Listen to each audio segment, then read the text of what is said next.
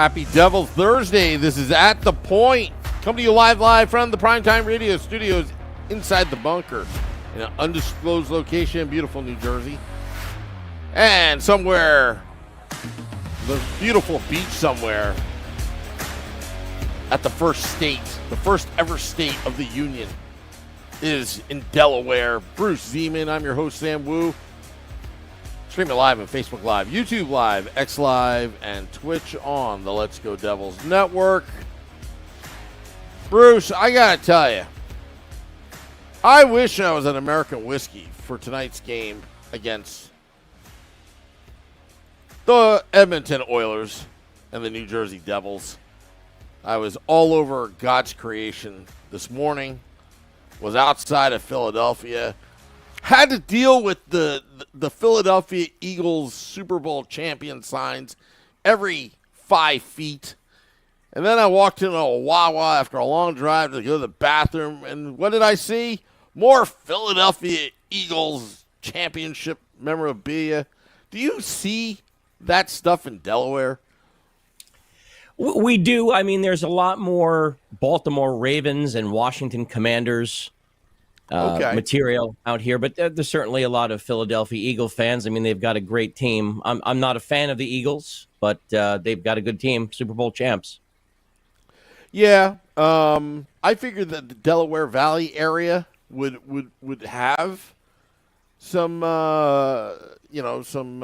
Eagles following. I wasn't aware that the Ravens and the Commanders do infiltrate that part of the region. That's very interesting to me. But I was just wondering. And next week I'll be back at American Whiskey as everyone's filing in right now in the YouTube Live. Now I'm getting Eagles chants from Max. But anyway. Well, Bruce, now it's been, about a week and a half, almost 2 weeks after NHL trade deadline. Our last podcast, we talked about Brad Marchand going to the Florida Panthers. Panthers did meet the Boston Bruins. I think it was on Tuesday. What were your thoughts on that game? Some of the hoopla around it, and Boston actually came out on top.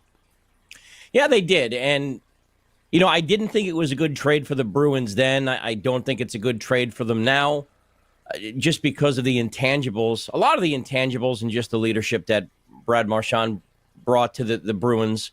Having a career player like that move on to another franchise is always tough. I mean, there's a lot of people talking about maybe him coming back to the Bruins after the summer's over. I'm not sure that that's going to happen because I think there may be some hard feelings on Brad's side at the way thing ended there. Since we spoke last time, there were reports that the Bruins and Marchand were only $1.2 million apart. There's someone like you and I, that's a lot of money. But in professional sports, that's not really a lot of money. And I just thought that the Bruins should have found some way to get that done, because their leadership is always going to be their management is going to be, Don Sweeney is always going to be the one who traded Brad Marchand away. Now, if he comes back in the summer and this was just a little blip, I think that's a different story. There are some people that felt that they needed to move further along in their rebuild. I was watching something today. I was listening to some Boston sports media, and there are some in the Boston sports media that felt maybe this trade needed to happen because of some issues in the locker room with Brad Marchand. We're not in the locker room, so we don't know. I can just tell you that, from the people I talked to up in Boston, the fan base is still not really too happy that this trade happened. Yeah, well, it almost seemed like they're throwing in the towel, but they're still in the hunt. Yeah, they absolutely still are in the hunt. And one of the things that I think makes this such a aggravating trade to a lot of Bruins fans, and again, I'm not up in New England anymore. I'm in Delaware, but I still talk to a lot of people, is that the trade seemed to happen after Marchand approached the Bruins personally to say, hey, let's get this done. and it was almost like it was a last-minute trade. I mean, the deadline was 3:00. I don't know exactly when they pulled the trigger, but to a lot of people, I think, and perception is reality. If it was a trade that happened at 9:00 in the morning, okay, well, this was planned. This was going to go on. But I think there's some fans, and maybe there's some truth to this, that he approached them. The Bruins didn't like the number they had, so they moved him. And I think he's going to be very impactful, to the Panthers and their playoff run, especially with Aaron Ekblad not being there, his suspension. I think he's going to be very impactful for the Panthers. And, for the Bruins, I'm curious to see what the reaction is like. Let's say that they do get into the playoffs. Let's say that they make it. And, they don't go very far because they don't have him, what the reaction is going to be to that. Yeah, and, looking at the Florida Panthers, there's been a lot of new faces before the trade deadline. And, especially with Marchand, Tkachuk being out, may come back in the first round of the playoffs at best. And you don't know. I mean, with so many different faces, and then Ekblad being out for 20 games, Bruce, let me tell you, it's what's on paper is not what wins games for you. You still have to develop team chemistry and getting to know your teammates. This team may not be ready by the first round because you got all these guys coming back towards game one, round one. There's not much time to put it together. They're going to have to figure it out fast. Now, a lot of those players are experienced. They've been there before. Maybe you can hold on hope to that. But there's just so many things going on in South Florida that I'm not sold that the Florida Panthers are gonna rip it up in the playoffs. I mean, a lot has to happen to come together. They got, again, on paper, they look great. But a lot of these guys are out right now. And what happens when they come back in? Is it suddenly instant wins? Instant, magic? I'm not sold yet on it. Yeah, I think you're right about that. I mean, you have to see who comes back and when. I mean, in our last show, we talked about, the Ekblad suspension, and we looked at it from the perspective that, okay, he's going to come back healthy, but he's also probably not going to come back with game shape and game timing. And then, the Tkachuk injury and just a whole bunch of things. You're absolutely right. I mean, what is the goaltending going to be like? Because if we're being honest, I mean, the Panthers last season were one goal away from probably the greatest collapse in sports history. They were one goal away. And, we were watching that game, and, if Connor McDavid wasn't absolutely exhausted, I mean, the Edmonton Oilers could have very well won that game. Yeah. So, you're 100% correct. You make good points. Well, thank you, Bruce. And Mika Ratten in Dallas getting the tax benefits of a income tax-free state on the state level, signing an 8-year deal. Dallas Stars being in that division, I think Colorado Avalanche may pay a big price for it. Short-term and long-term. You're, again, another good point, because I think you're going to have a very, very motivated player. I mean, I think he's probably pretty pissed off. And excuse my language here, but the thing is that you and I have said this so many times, it's almost like I have a button I push and it says, it's a business, it's a business. And it is a business. I mean, Brad Marchand just found that out, right? It's a business. No matter how loyal you are, Marty Brodeur found that out. Wayne Gretzky found that out, right? It's a business first and foremost. But usually what you've seen, I mean, I don't know about you, but I can't remember too many times in the last couple of years when a player came out and said, listen, I had absolutely no idea. I mean, a marquee player. I'm not talking about an 8th or 9th forward. But a marquee player comes out and says, I had no idea that this was going to happen. Totally caught me off guard. And, now I think for the Avalanche, this is probably like a worst case scenario where he's in their division now. Not only their conference, but he's in their division. And can you imagine what's going to happen to that front office if Rantanen comes back and eliminates Colorado in the playoffs? Yeah. That is not going to go over well. Yeah. And the Dallas Stars are looking pretty good right now. I mean, they've got all around, they've got young players, they've got veterans, they've got great coaching.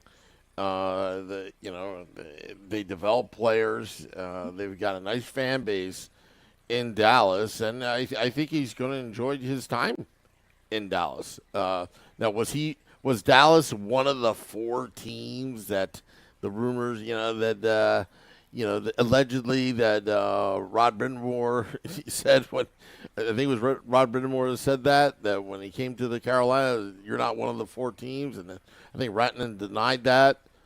Was Dallas one of them? I don't know, but he seems to be happy where he's at right now, for the time being.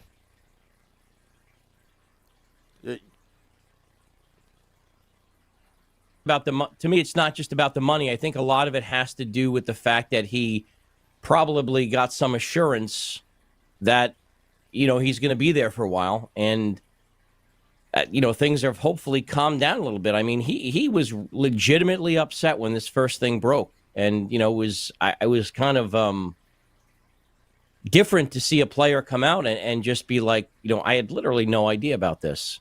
Mm-hmm. But he did deny saying that. I read that somewhere yesterday.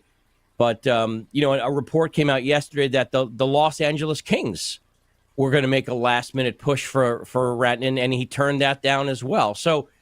I'll just say this. I think that while a lot of people are saying that have said that maybe he's greedy or he's doing this, the way you have to look at it from the other perspective is that these are human beings. They've got families, and he was, according to what he said, he was totally uprooted, had no notice, and after he did that, he was probably annoyed, and he was going to make sure that he was in a place where that doesn't happen again. But, again, for the Hurricanes, first of all, for the Avalanche, shame on them for not giving him a heads up. I mean, Rantanen is a professional. He's not going to come out and say that I'm on the trade block.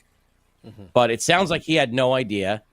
And for the Hurricanes, I guess you should have known that he wasn't going to sign an extension before you got him.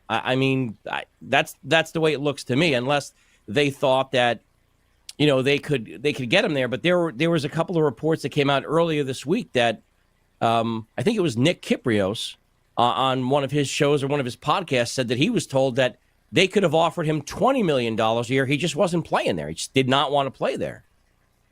Yeah. Well, again, it's mind-boggling, but with Colorado fans, are they going to go after Joe Sakic? I mean, if there's a guy that can pull that off, it's probably him. But I'll tell you what, will Rantanen's production drop dramatically? I think it depends on his ice time. Yeah. I'm not sure. I mean, did he rely on Nathan McKinnon that whole time? Well, this is his chance to be the man there, especially with Tyler Seguin being hurt. And, you're right, though. Dallas has got a stacked team. They've got tremendous goaltending, and I think they're in a position to do some damage in the playoffs. But, again, for the Avalanche, I just don't think that there's any way that ends well. Yeah. Because every time they play, what is it, 8 times a year now? I can't remember, 7 or 8 times during the regular season. I mean, how whether you're Joe Sakic or whoever, how are you going to explain that to your fan base if he lights you up every time he plays you? Yeah. Yeah. Well, we shall see. But moving on, Dougie Hamilton, it's official now that he'll be out to the end of the regular season. Devils putting that out, I think, a few hours ago, or maybe last night. I heard rumors about that. This is not, surprising news. We kind of figured that out. It's a lot of people have been asking, what do you do with Dougie Hamilton after this season? That is a really tough question because as much as you want to sympathize with the player, again, we're back to, this is a business. It is a business, and you can't be paying somebody $9 million a year that gets hurt a lot. You just can't do it in the National Hockey League. And so Tom Fitzgerald is going to have some tough decisions to make. And the other issue, Sam, is that he's making $9 million a year. That's a pretty big contract. So, is a team going to take a risk on a player that is hurt a lot? And he has been hurt a lot. So that is let me just say this. I'm glad I don't have to make that decision, because it's not a simple one, but they've got to get they've got to get some things solidified. I mean, you've got Dougie Hamilton out, Jack is out again, Siegenthaler is out for the rest of the season, and all three of those players have been hurt a lot. Now, maybe as we were discussing a few moments ago, maybe if the team comes together, listen, they've won their last two games.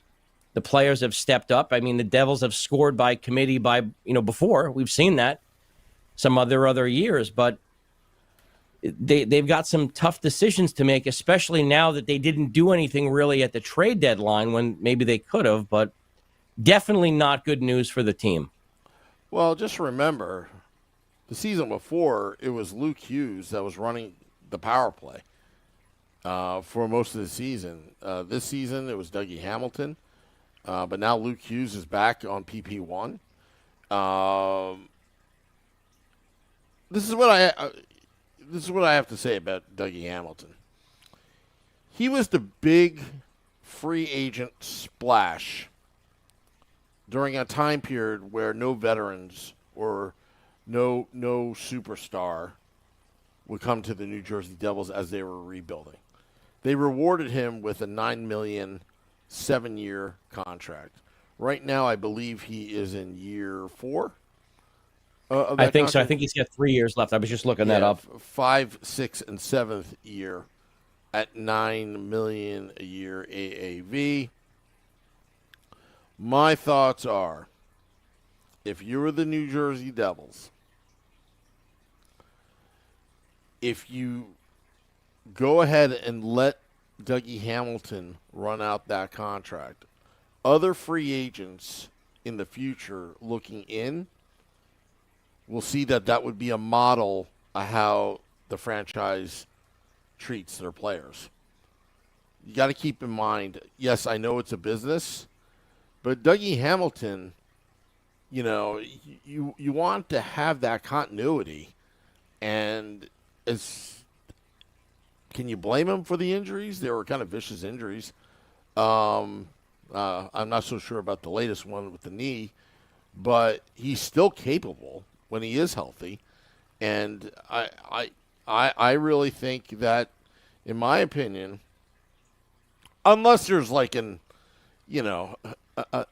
obvious deal that you would have to make, like you're getting like premium back where it's so lopsided, I suggest that the Devils keep Dougie Hamilton for the duration of his contract. Now, if you look at Andre Palat, he signed a 5-year deal. Right now, he's in his 3rd season of that deal. They have 2 more seasons after this before that deal expires. But soon enough, 2 years will come soon enough, and that deal would expire, and they would gain back about $6.5 million on cap space. So, again, it's interesting right now. I wouldn't give up on Dougie Hamilton, Bruce, but that's just my opinion. Well, and you make good points, and I was just looking up some of his stats while you were talking there. So I think when you're trying to figure out what you're going to do as a GM, you've got to look at the totality of the what the player has done. And as good of a player as Dougie Hamilton is, and like a lot of Devils fans, I was really excited when he signed. But here's an interesting stat, Sam. Over the course of his career, he's been in the NHL for 13 years. He's never played for a team longer than 4 seasons.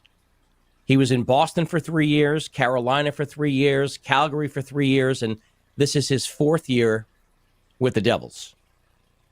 And so I'm going back to 2019 now. I'm just looking at this. So He's done for the regular season. He's played 63 games this year. Last year was 20. 2022, 2023, 82. But before that, 62, 55, and 47. Going back to 2019. So I think that's going to come into play here. And it absolutely is going to come into negotiations because, I was thinking, I'm sure Dougie Hamilton wanted more out of what he's done so far, but this is really it's a tough call. It's a very tough decision. And I don't know what I would do. I really don't, because you want him to come back, and if he's all healthy, you want him to go to another team and put up 85 points, because he put up 74 points in 2023. Mm-hmm. So, but the Devils have got some tough decisions to make with a number of players, and Dougie Hamilton is one of them. Yeah, but I'm assuming he has no movement. I'm assuming that he has. He has the. I haven't looked yet, on that, but I believe he's got a no movement clause, and I think I'll look this up in a minute, but I'm pretty sure that after this season, it changes from full no movement to a 10-team trade list. And just remember, again, I haven't. It used to be nice where you can look this stuff up easily, but if I'm not mistaken, I believe Dougie Hamilton's contract was front loaded. Meaning the salary cap hit is spread over that 7 years. But if you were to trade him to a team, the actual dollar amount that actually goes to his direct deposit might be a more manageable number financially for another team. But I would have to look that up. Yeah, it was a 7-year, $63 million contract. It's got a $9 million cap hit. And I'm trying to see... Yeah, the cap hit is $9 million a year through 2027, 2028. Now, so this year he's got a full no movement clause, and then from 25 to 28 he's got a modified clause with, I believe it's 10 teams. But do you think the Devils are even thinking about that? I mean, we're just talking out loud. I think they should be. I think they've got to. I think they've got to solidify this somehow, and I don't know how you do that. Because their whole playoff plan was based on having Dougie Hamilton, Siegenthaler, and Jack, and so now they're all gone. And listen, I do hope they get into the playoffs, and it'd be nice. Listen, there's some great players on that team. Yeah. But there are not many defensemen that you're going to... I mean, there's, I certainly think Dougie Hamilton's in the top 10 defensemen in the league. Yeah. That's hard to replace. Yeah. So I think they're probably looking at it. Like wow. I said... I'm glad I don't have to make that call. Yeah, like I said, I don't think they're going to do anything. I really don't. Okay, let's go to Alexander Ovechkin. Approaching Gretzky's goal-scoring record, which a lot of people have thought was not attainable. But since then, since Gretzky played, the way you train has changed. The way the game is played has changed. It's a lot different now than it was back in the 80s and 90s, where it was very gruesome, clutching and grabbing and all that kind of stuff. Alexander Ovechkin now plays in a more forward-friendly environment, especially with the overtime, how it's played, and now you have a shootout. The penalty shot and all that kind of stuff. Are there any other NHL records that can't be broken? Boy, that's a good question, Sam. I think that one record that I'm not sure anybody's going to come near is Marty Brodeur's all-time wins for goalies, because goalies just don't play that many games anymore. I think that seeing the days when a goalie plays 70 games a season, we've probably passed that. And I think the reason that is just the money involved when you've got, goaltenders making $12, $13 million a year. there's, not to put down any team at all, but if you're talking about, for the sake of argument, let's just use, Shesterkin on the Rangers for the sake of argument. Once he, gets things squared away, in his next contract, if he's making $14 million a year and they've got a home and home series, they're playing the Colorado Avalanche and then the San Jose Sharks, there's no reason for him to play in that second game against the Sharks. Yeah. And especially the importance of, having a decent backup goaltender. But I mean, the days of I've seen a goalie play that many games, I think we've passed that. I think that's one. I mean, maybe it'll be broken at some point. I don't know. You get another phenom, but that's what I would go with. Yeah. Yeah. Yeah, I was thinking the same thing too. I was thinking also Marty Brodeur's shutout record as well. That's I think the wins maybe potentially possible, only because Marty lost probably about 2.5 seasons due to work stoppages, and also he played in an era where there were ties. So about half of his career, I believe, was, at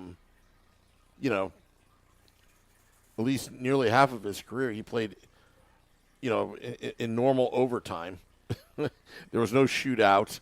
There was, so I would have to say that Marty Brodeur's shutout record, I think, would probably be the one that will be almost impossible, like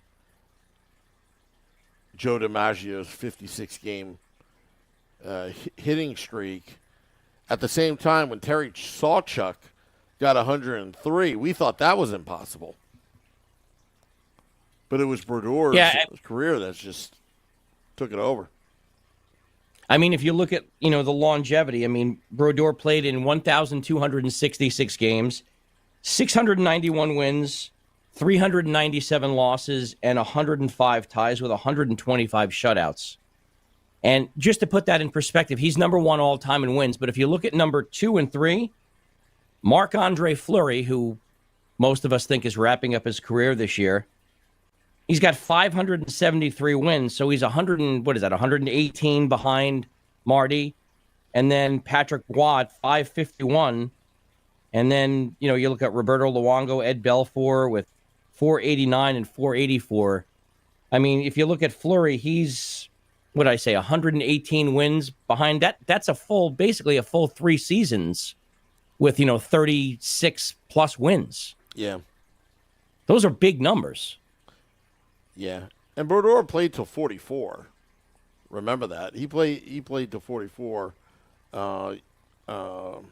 years old. I mean, his 40th birthday was in 2012 season, so he played 2013. So 41, and then 42. I think he played to 43 or 44, if I'm not mistaken. I just don't think you're going to see. I don't think you're going to see goalies like that. And if you keep in mind to the listeners, I mean, before Marty, really the workhorse was Grant Fuhr. I mean, there was one year I think he played 78 games. I think he was with the St. Louis Blues then. Mm-hmm. But I mean, you don't see that anymore. Yeah. So, I mean, that's a huge number. And, I mean, he was such an Iron Man, in net. Very durable. And, knock on wood, he, talk about player health. He never really seemed to get hurt either. Yeah. Yeah. I mean, a lot of his luck. But I think both Ovechkin and Brodeur, their numbers should be a lot higher. Just because of the amount of work stoppages. Like, Ovechkin should be, if it weren't for those stupid work stoppages, I truly believe Alexander Ovechkin would be at 1,000 goals right now, or close to it, because his rookie season was a complete wash. It was a year-long lockout, and in his first season in the NHL, I think he had 52 goals. So just imagine if he had 52 goals then, just add that to that total, and then with all the work stoppages, I think he would have at least an extra 100 goals added to what he has right now. Here's another stat that's interesting, Sam. If you look at Marty's stats, we were talking about, games played from 1997-98 through 2007-2008. So what is that, 10 or 11 years? He played no less than 70 games a season. Crazy. You're not. I really don't think, and I think a lot of it does have to do with money, and the risk of these the players getting hurt. But I mean, those numbers, it just reminds you of what an amazing athlete he was, and just how durable he was. And and I think a lot of it has to do with him at the time period. He was a hybrid. He was a 70-30 goalie. And when you're a hybrid, 70% stand-up, 30% of the butterfly, the wear and tear on your hips and knees and all that was very helpful. And on top of that, in his early years, having Jacques Lemaire as your head coach and, being the limited wear and tear of that stifling hockey, the system that they played. But don't get me wrong, Brodeur, there were times where he got a barrage of shots. For those 5 minutes, he was on his A game after maybe not seeing a shot for 18 minutes. He was a lot like Ken Dryden was back in the 70s. So, but then again, a lot of the naysayers on Brodeur would say, well, he was a product of the trap and all that. Only Ranger fans say that. But Brodeur played in 3 different decades in 3 different styles of hockey and succeeded, and was able to get into the Stanley Cup Finals in all 3 decades. So that just squashes your whole argument that Brodeur was a product of the trap, because after that lockout was over, he was still winning games at a high level, plus 40 wins in the regular season. Consistently, no less, on the same team. So it's very impressive. And to your point, Sam, about the naysayers about Brodeur, sports is a result-driven business, and it goes by wins and losses. And to me, I do think Marty Brodeur is the greatest goalie who ever lived. And the way I point out is, besides all the Vezinas and the Stanley Cup championships, whenever he played, all he did was win. Yep. And he is the all-time leader in wins, and that's what sports is judged by. I mean, people will say, let's look at the 2001 Stanley Cup final against the Avalanche, a series I think the Devils probably should have won, changing a few factors there, but people say, they played a great series, but they lost. They lost. The Avalanche won the cup, and it's about winning. And when you have 120 or 118 wins, more than your closest competitor, and you've got all these other variables that we were just alluding to, I mean, it makes his record even more impressive, because all he did was win. Yeah, definitely. All right, Bruce, we're going to have to wrap it up and get out of here, because we got Game Day Live coming to the top of the hour in about 20 minutes. Vinny Parisi and I will preview the Devils-Oilers game. Going to be dropping the podcast in about 20 minutes on Apple Podcasts, Google Podcasts, wherever you get our podcasts. And we'll see you next week, Bruce, on Tuesday.